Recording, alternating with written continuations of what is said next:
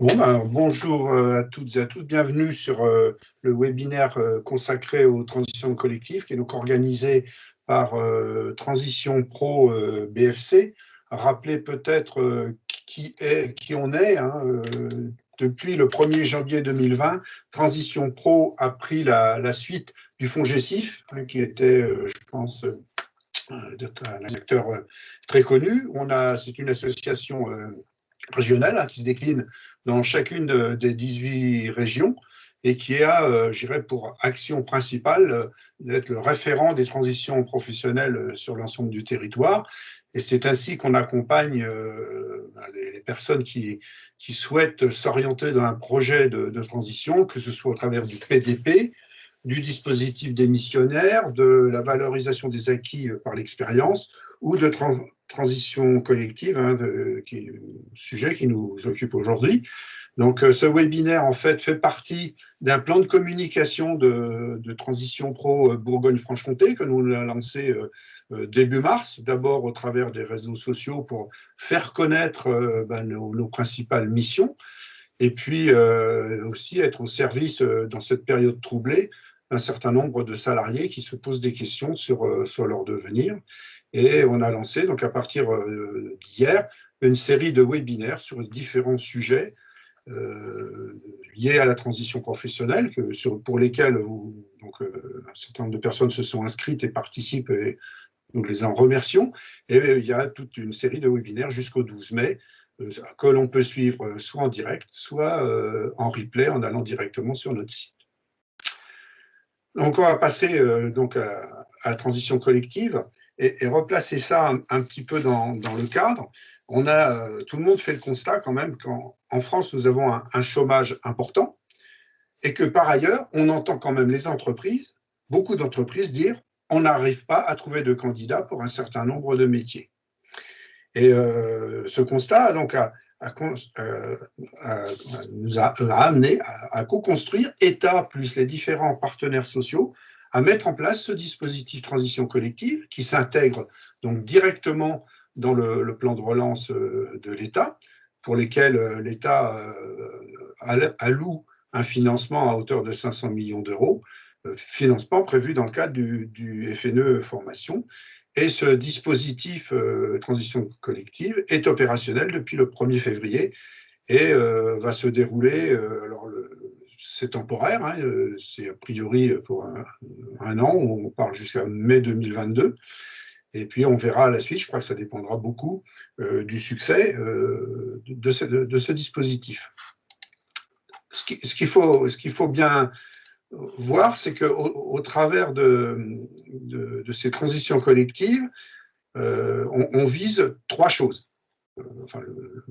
C'est d'une part aider les salariés qui se trouvent dans une situation d'emploi fragilisé, soit par l'état financier de leur employeur, soit parce qu'ils sont sur des métiers qui vont devoir disparaître liés à des évolutions technologiques. Et pour ces personnes, il y a une incitation à aller vers des métiers porteurs, c'est-à-dire qu'on ne forme pas pour former, on forme pour aider les personnes à trouver des emplois et à aider les entreprises à trouver les personnes qui recherchent, soit dans leur évolution, soit parce que ce sont des métiers un petit peu rares. Et rappelez donc que ce sont donc, en particulier ce qui sont visés, on reviendra sur ces points-là dans le détail, pour les entreprises en difficulté. Et ça, bien sûr, dans un objectif plutôt territorial. Donc, comment s'articule ce dispositif? Comme j'ai dit, territorial, donc ça veut dire on travaille plutôt par région et par territoire. Donc, il y a un travail un petit peu stratégique qui est fait au sein du CREFOP, le CREFOP étant le Comité régional de l'emploi, de la formation et de l'orientation professionnelle, qui va notamment travailler et délivrer une liste de métiers porteurs. On en verra tout à l'heure le détail.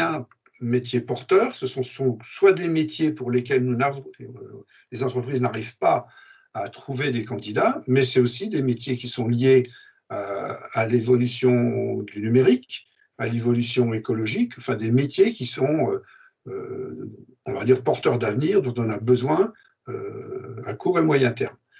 L'objectif, c'est que ce soit mis plutôt en place par territoire, dans des bassins d'emploi, parce que, comme c'est inscrit là sur le slide, c'est pour tenir compte des projets de vie des bénéficiaires. On sait qu'en France, la mobilité n'est pas toujours facile. Donc, l'objectif, c'est de pouvoir travailler bassin d'emploi par bassin d'emploi ou par grand territoire pour mettre aussi en relation les entreprises qui ont des besoins de recrutement et puis celles qui auront besoin de reconvertir un certain nombre de salariés.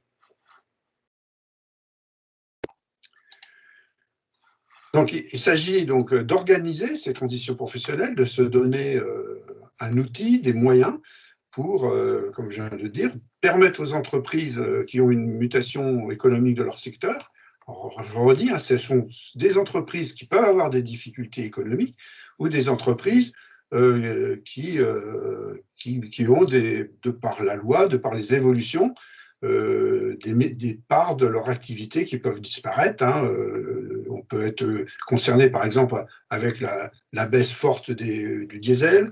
Il y a une entreprise aussi en Franche-Comté qui, par exemple, fait des couverts en plastique, ça va devenir interdit. Bon, vous voyez, il y a des choses comme ça qui, en plus de la situation financière de l'entreprise, peuvent avoir des activités qui tendent vers zéro et pour lesquelles des salariés devront être amenés à vivre une reconversion.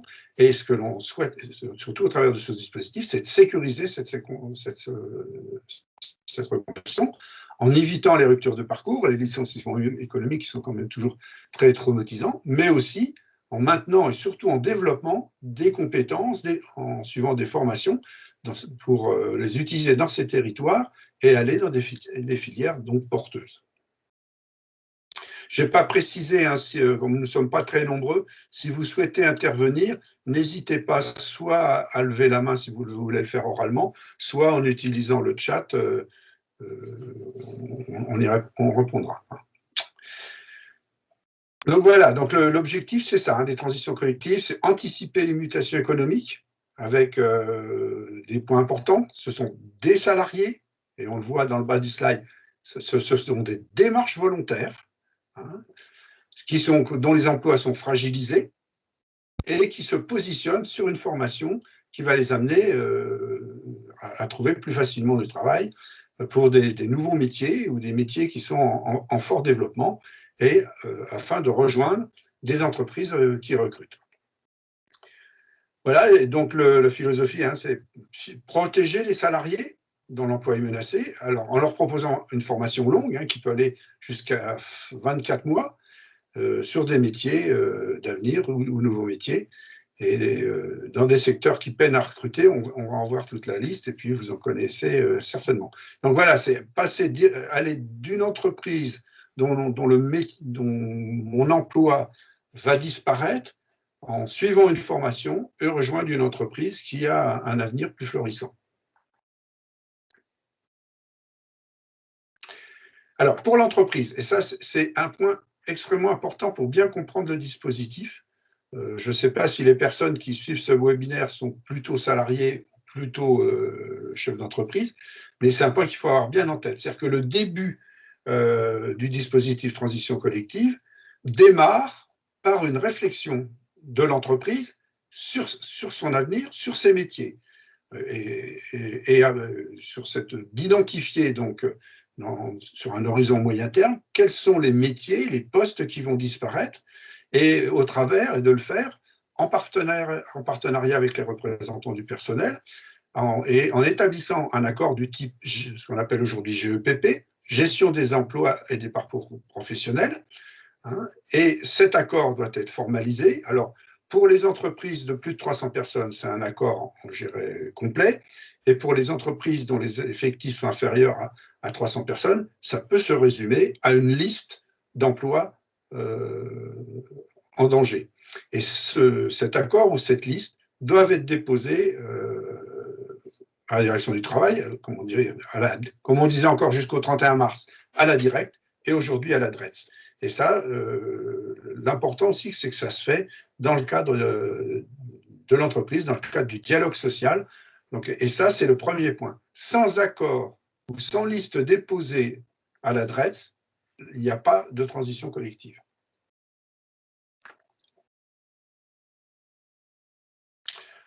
Alors, pour les salariés, on leur demande qu'ils aient au moins 24 mois d'ancienneté, et puis qu'ils soient sur des emplois potentiellement menacés, hein, c'est qu'ils ils ont été informés par leur entreprise une fois que l'accord a été déposé, dans une information conjointe entre l'entreprise, Transition Pro et l'opérateur CEP, de l'information complète du dispositif. Et vont donc pouvoir bénéficier d'une formation pour se reconvertir. Pour cela, ils peuvent être accompagnés, ou même on souhaite qu'ils soient accompagnés par un opérateur CEP, hein, donc CEP, donc Conseil en évolution professionnelle.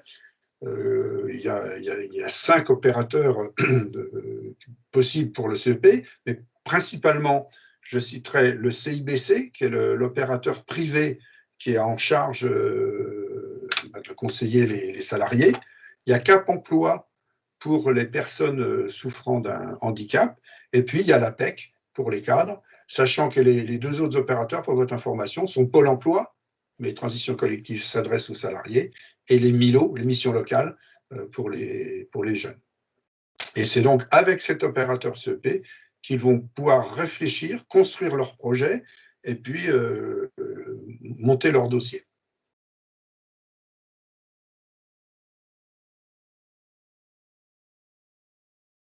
Alors, l'important aussi, c'est d'avoir donc faire son dossier, vouloir évoluer, mais pour un métier, on l'a dit, porteur, c'est-à-dire que c'est des métiers pour lesquels on recherche on recherche dans la région. Il faut bien voir que c'est une liste régionale, métiers d'entreprises qui recrutent actuellement ou pour lesquels il va y avoir un développement, je pense par exemple dans la région, à ce qui pourrait être la filière hydrogène. Donc cette liste, elle est, on va dire, validée par le préfet de région après une proposition du comité régional de l'emploi, de la formation et de l'orientation professionnelle, où Transition Pro est membre et participe aussi à l'établissement de cette liste. Je pense que la liste, on l'a juste derrière. Voilà.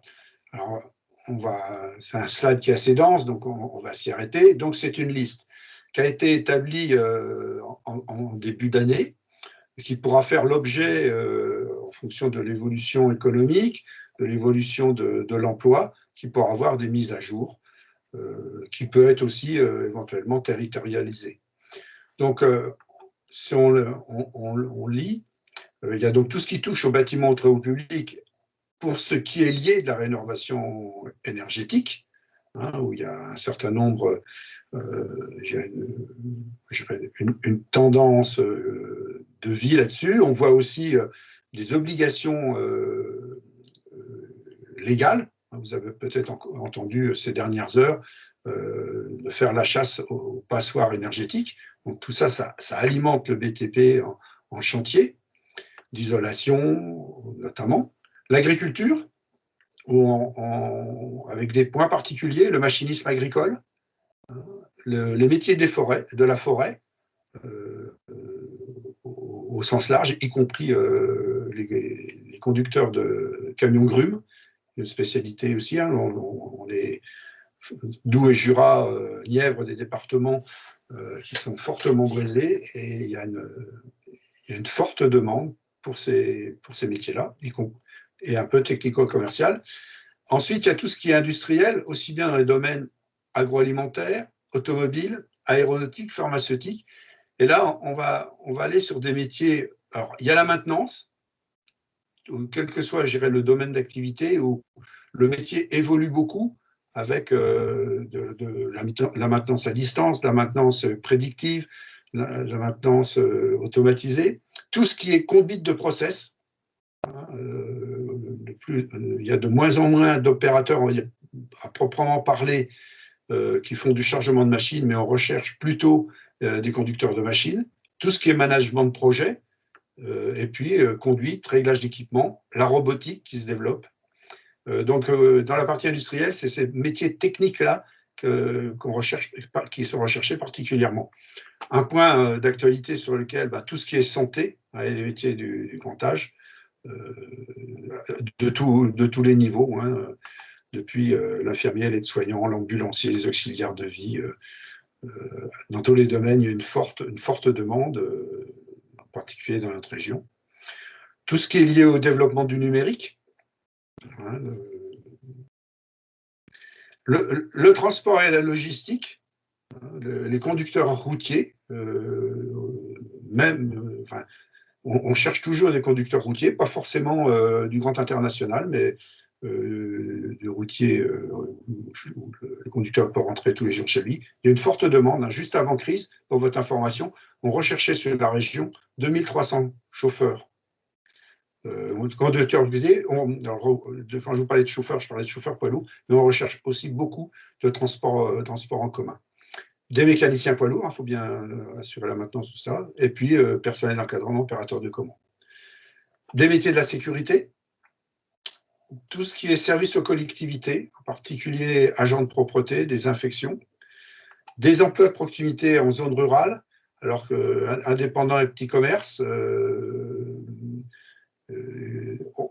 et puis une grande distribution. Ça n'apparaît pas dans la liste. On aurait fait la liste il y a un peu plus d'un an. On aurait mis tout ce qui était hôtellerie, restauration. Alors, compte tenu de la crise, actuellement, il n'y a pas de demande, mais il faut savoir quand même que la branche restauration s'inquiète et a peur de ne pas retrouver son personnel lorsque ça va redémarrer. Donc voilà donc une palette assez large, je dis, qui pourra être amenée à évoluer, mais qui sont tous des domaines où il y a de l'emploi non pourvu aujourd'hui dans notre région. Et je dirais, quelle que soit la zone de la région, qu'on soit dans le Nord-Franche-Comté, qu'on soit dans le Jura, qu'on soit en Saône-et-Loire ou qu'on soit dans la Nièvre.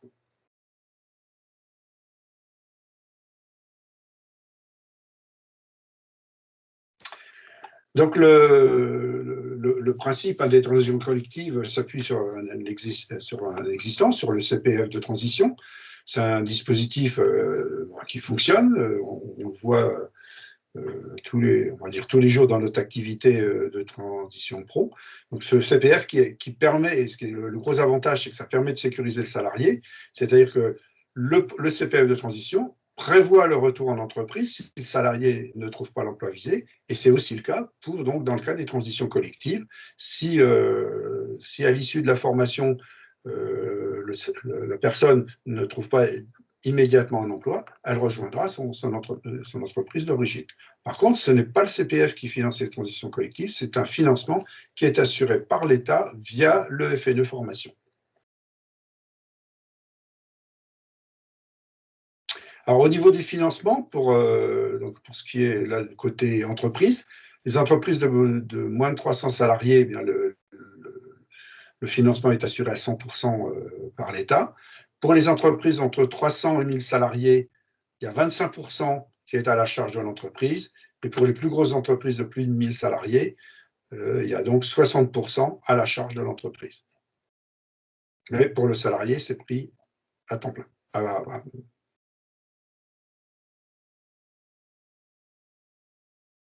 Alors, comment fonctionne le dispositif? Un mot sur le fonctionnement de ce dispositif de transition collective. On en a parlé globalement, l'aspect stratégique est géré au niveau du CREFOP, comité donc régional pour l'emploi, la formation et l'orientation professionnelle.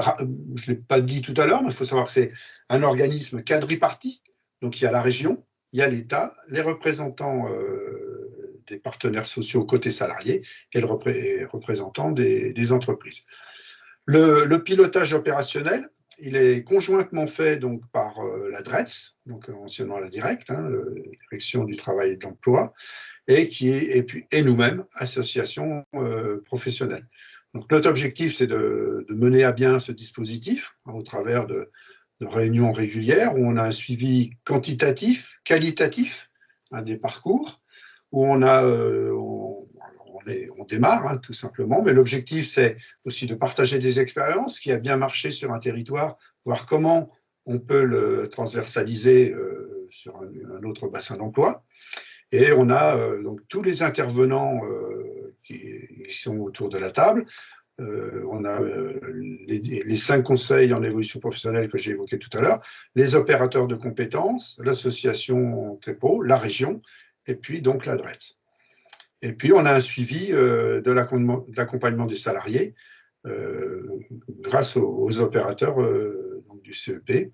Et ce qui est important aussi, on a une coordination des plateformes territoriales dont on va parler dans quelques instants.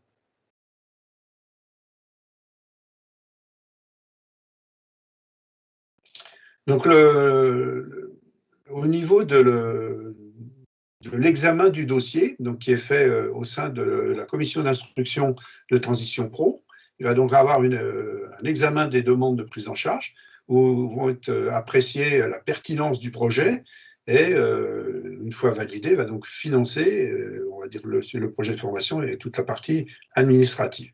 Il y a trois critères sur lesquels se fondait la validation. C'est est-ce que le projet est cohérent? Est-ce qu'il permet bien de changer de métier? Ça ne doit pas être une simple évolution. C'est vraiment un changement de métier, un changement de profession.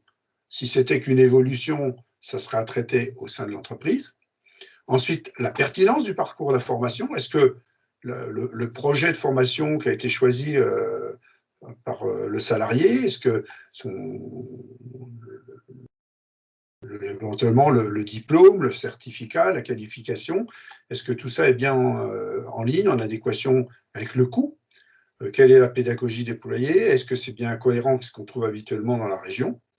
Et puis le troisième point, un point important auquel nous sommes attachés à Transition Pro, Bourgogne-Franche-Comté, c'est est-ce qu'il y a bien des perspectives d'emploi?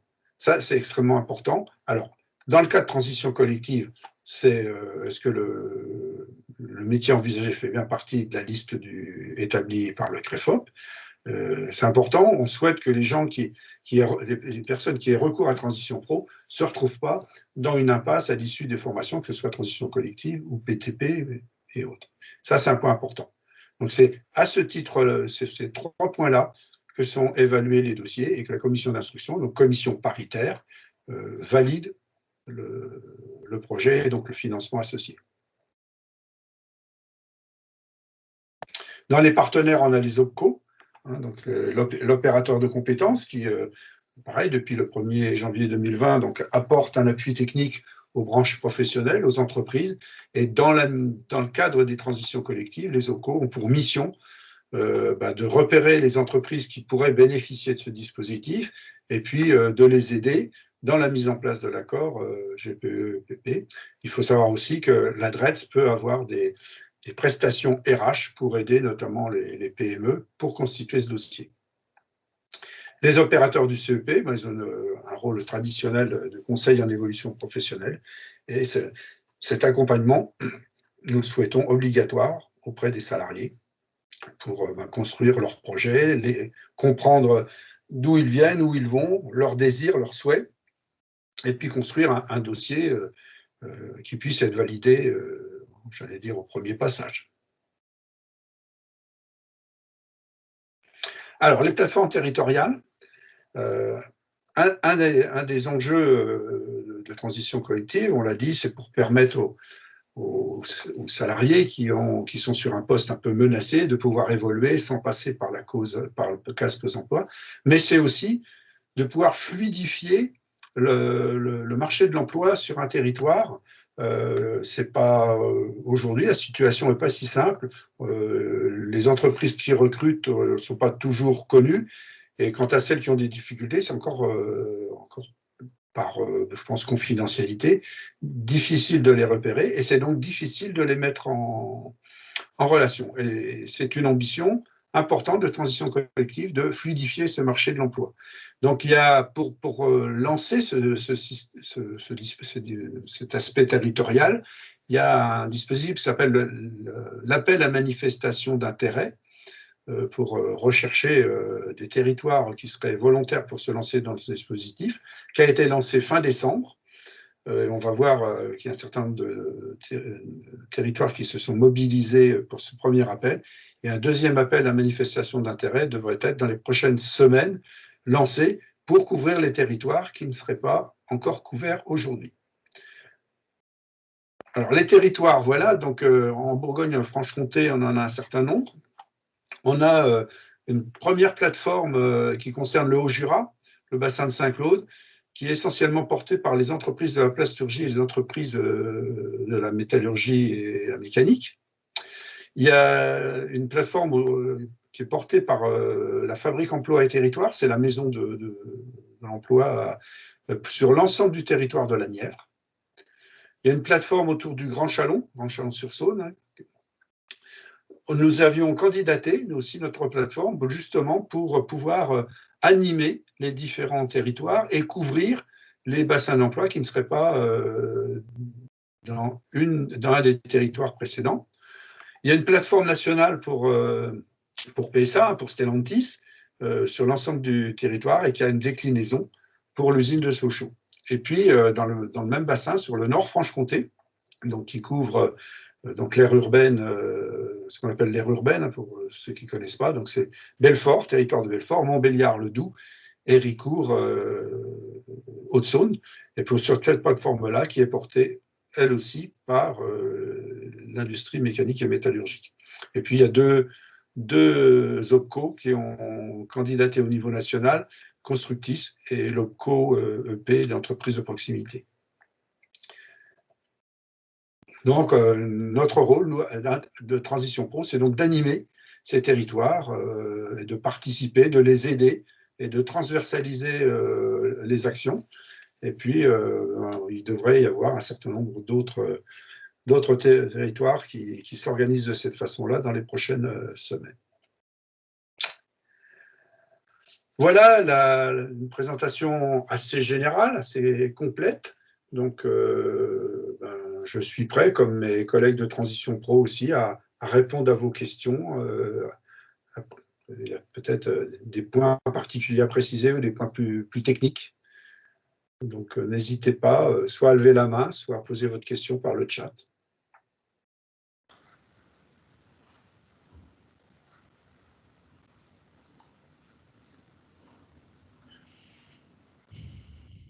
Qui se lance le premier?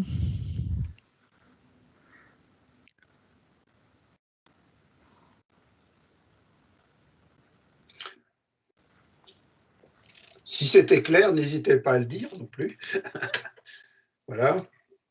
Bonjour, merci pour votre présentation. Je n'ai pas forcément de questions. Alors, question de Madame Boyot-Gencourt. Par rapport à la liste des métiers porteurs, à quelle périodicité et comment sera-t-elle travaillée? Alors, donc je lis, la liste, elle a été établie fin d'année, début janvier. Elle a été établie à travers d'une liste qui existait déjà pour le plan de relance et qui a été, et puis je crois qu'il y avait une base nationale et que nous avons complétée régionalement.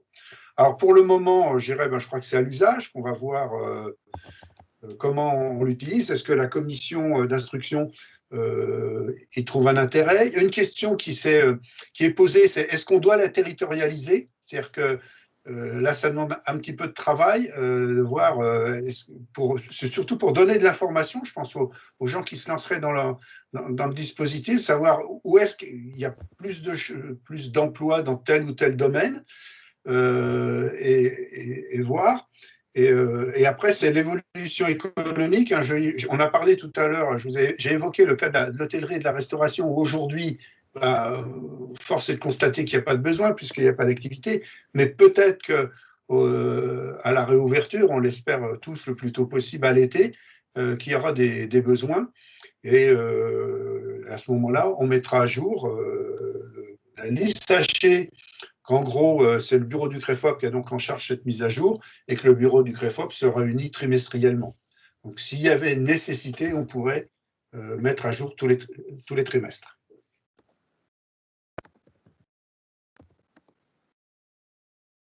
Et puis, les branches professionnelles, hein, bien sûr, hein, avec qui on est en contact et qui donnent de l'information sur la situation de l'emploi dans chacune des branches.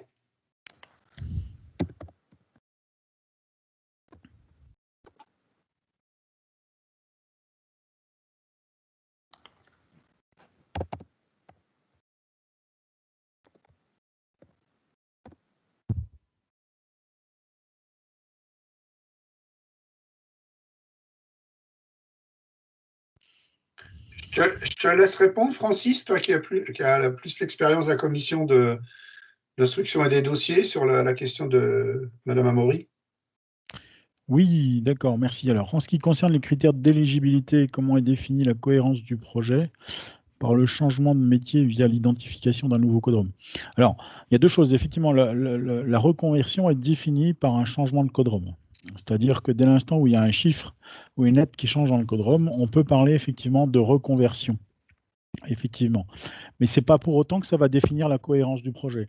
La cohérence du projet, c'est une explication que la personne va pouvoir nous donner dans le cadre de son descriptif projet pour expliquer quelle est sa motivation, alors quel est son besoin de changement. Ça peut être un changement subi, hein, comme problème économique ou problème de santé. Et il va nous expliquer aussi quelle cohérence il a à aller vers ce nouveau métier. On peut très bien ne plus pouvoir faire son métier, néanmoins, c'est pas pour autant qu'on va choisir n'importe quoi. Et donc l'idée, c'est de bien préciser la motivation et le pourquoi du choix de ce nouveau métier. Et dans le cadre de transition collective, effectivement, avec un cadre un peu limitatif, mais vous l'avez vu tout à l'heure, la liste est quand même assez large, mais dans un cadre de métiers porteurs, effectivement, de métiers en tension ou de métiers émergents qui pourront être pris en compte dans le cadre de transition collective, puisque c'est le même principe que le projet de transition professionnelle au niveau des critères. Simplement, on a cette liste des métiers qui s'impose en plus à nous. Voilà, si j'ai répondu à votre question. Sinon, n'hésitez pas à... J'ai vu que vous avez mis votre micro, vous pouvez prendre la parole si vous le souhaitez.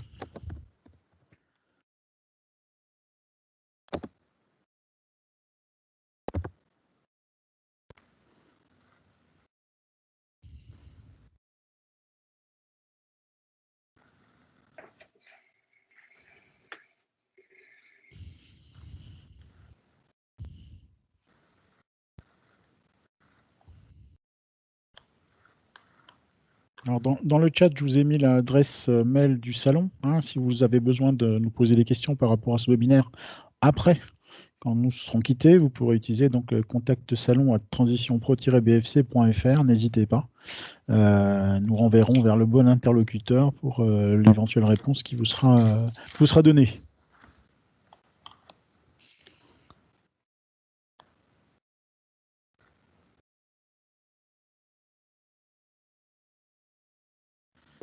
Mais écoutez, s'il n'y a pas d'autres questions, nous vous remercions une nouvelle fois d'avoir participé. Nous vous invitons aussi à regarder les webinaires, parce que vous avez un projet, il y a peut-être des webinaires à thème qui vous concernent plus spécialement. Et puis, écoutez, je vous souhaite un bon après-midi. Merci à toutes et à tous. Merci à vous.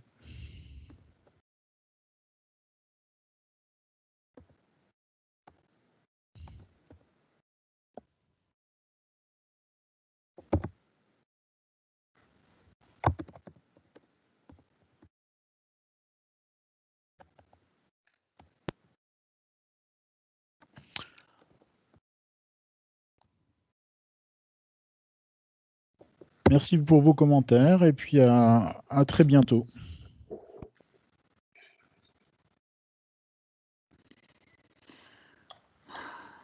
Elisabeth, tu restes en ligne? On reste en ligne une minute, Elisabeth.